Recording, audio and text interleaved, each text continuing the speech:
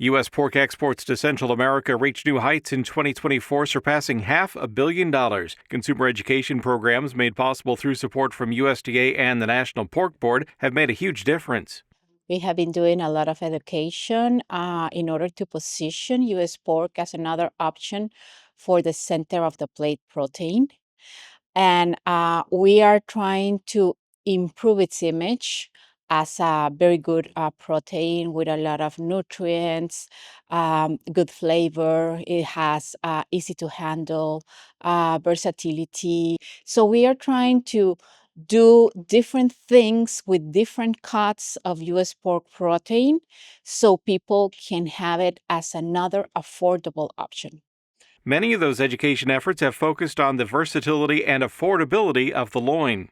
And all the cuts that we can have from the loin as for example, a cowboy, a ribeye, a strip loin. And so we try to teach people and show them that all of these cuts that we have from the loin, they are not only affordable, but they have a very good flavor if you cook them and handle them in the correct way. U.S. pork benefits greatly from full duty-free access to most of the region, but has hit some snags in Panama, which has imposed a cap on pork exports that's inconsistent with trade agreement commitments. Countries like Guatemala, El Salvador, Honduras, Nicaragua, Costa Rica, and Dominican Republic, they all have zero tariffs since they are part of the free trade agreement. And the only country that will be zero tariff in 2026 is Panama.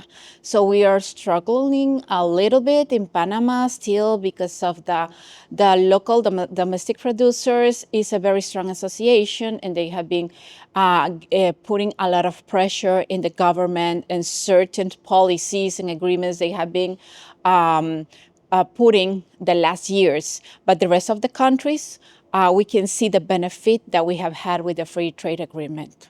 Those import limits in Panama have even led to some product shortages. Like Tony Roma's, for example, and they weren't able to have the ribs, their signature plate, the ribs, they weren't able to have them during the last quarter of the year.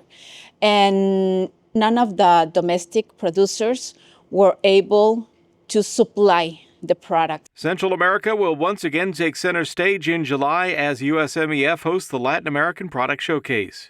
This is in Guatemala City on July 30 and 31st, and we're expecting around 400 people to attend this event. We are starting to gather the list of the participants that we will bring from Central America, South America, Colombia, and the Caribbean.